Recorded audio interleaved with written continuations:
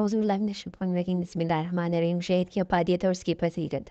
حضرت ابو ہریرہ رضی اللہ تعالیٰ عنہ کہتے ہیں کہ رسول اللہ صلی اللہ علیہ وآلہ وسلم نے فرمایا، جو شخص ہر مہینے میں 3 دن صبح کے وقت شہد چاٹ لیا کرے تو وہ کسی بڑی مصیبت میں مبتلا نہیں ہوتا۔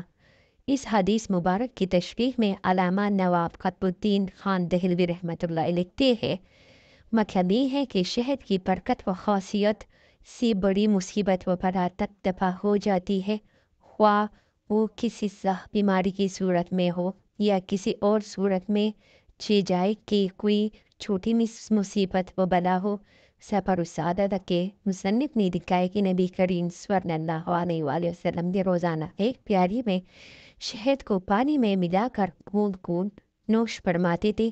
علماء نے دکھا ہے کہ شہد کو پانی میں ملا کر پینے سے حفظان صحت و نعمت حاصل ہوتی ہے، جس کی معرفت کی راہ ہر پیر ہی جان سکتے ہیں۔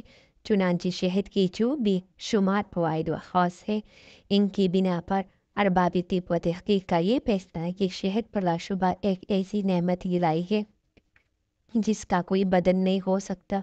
جاری نسخہ کہنا ہے کہ خاص طور پر بیماریوں کے لیے شہد سے بہتر کوئی چیز نہیں ہے۔ اتباع لکھتے ہیں کہ نہار منہ شہد کو پینا یا چاٹنا بلغم کو چڑھتا ہے، معدے کو صاف کرتا ہے، وزوجت اور فصلات کو دور کرتا ہے، معدے کو اعتدال کے صحت ساتھ گرمی پہنچاتا ہے اور سطحوں کو کھولتا ہے۔